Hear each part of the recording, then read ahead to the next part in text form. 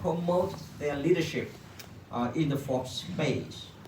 So for the first component, we will propose a virtual youth innovation summit using open space technology, and Patrice will talk about that. And for the second component, that is retention, sustainability, we have our friend here, Michael Schipler from Search for Common Ground. He has a lot of experience in that, and he will give us some guidelines, some principles, some suggestions, and maybe he can share with us some of the failures, what not to do. So this will be the first of two youth-focused sessions of this summit. The first one is today, and the second one will be continuation of this conversation. It will be held tomorrow.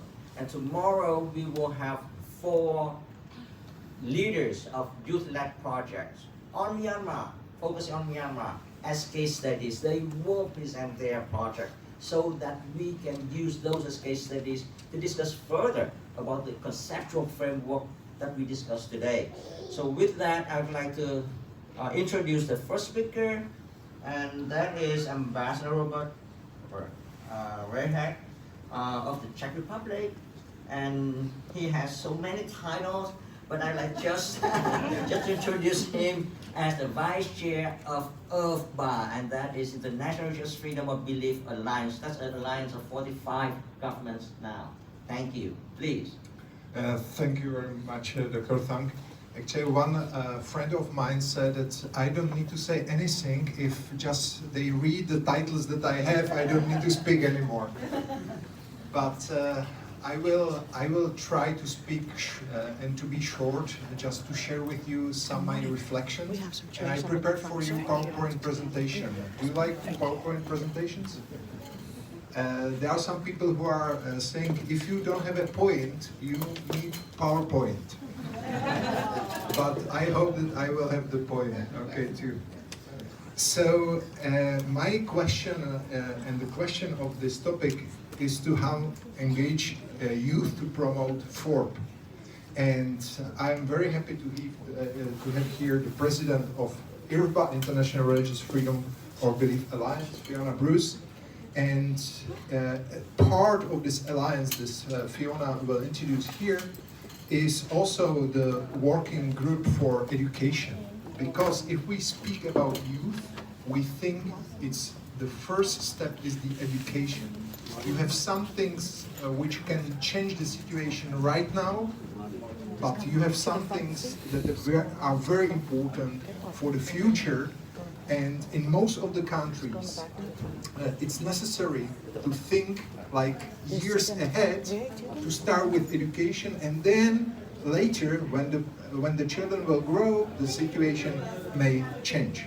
So we believe that the proper education is the right way, is the passport to the future.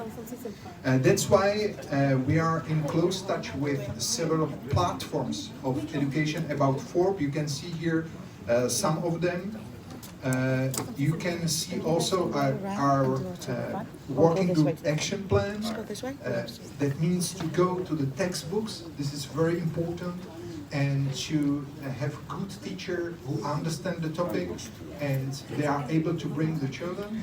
We partner with many organizations that have long experience with education, like British Council or the education of the British Council at the Al-Azhar University, or some project which calls Hardwired or Mural. What's the lesson from the history is, and here I can go back to my Czech sources, there was a person whose name was Jan Amos Comenius.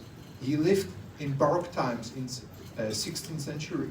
And this person actually came with the idea of schola ludus. What means schola ludus? Did you study Latin, some of you here? It means learning by playing. This is the key actually, that if the youth, if the children will enjoy it, if they will actually play and learn about sport in a nice, attractive way, it will be much easier and much more efficient. So that's why we try to get young people into the process of learning that they will enjoy. And not only that, Albert Einstein said that the only source of knowledge is experience. That means to let them to experience the situation. So now you will have fun, I promise, and you will laugh about me. I will show you one picture. On this picture, I'm dressed up as an Orthodox Jew. Do you see me here on the right? So, in order to allow to young people to experience the difficulties with form, I asked my colleague in the middle, a young man, do you have an idea how we could, what we could do together in order to learn something about form?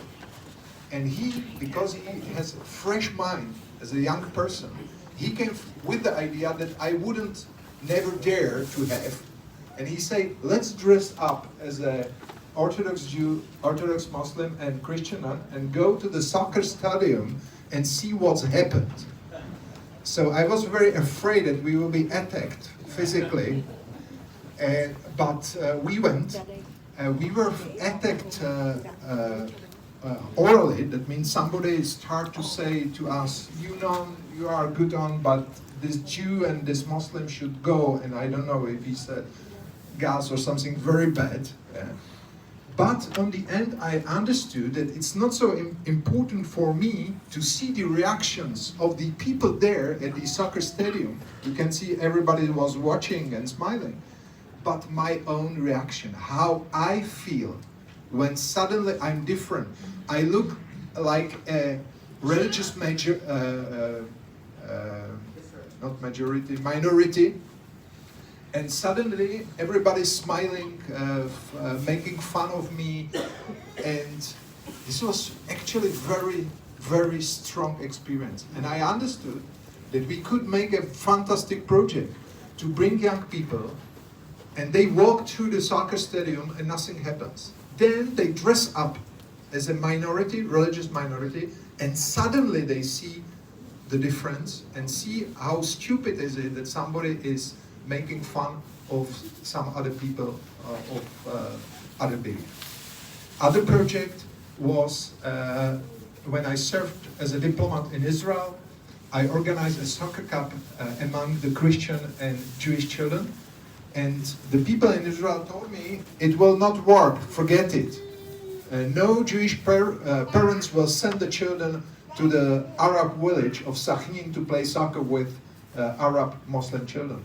But they sent the children, and I didn't let them to play against each other, but I mixed them and made new identity of European teams, and we had fantastic European soccer cup.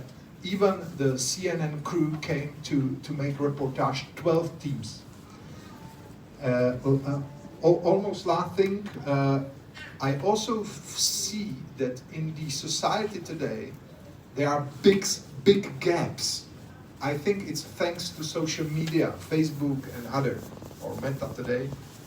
And there is also a big gap between not only different groups of people, but also young people and some like right-wing or on the other hand, conservative people. So what's important for me is trying to bridge those gaps. So I brought young people to the right-wing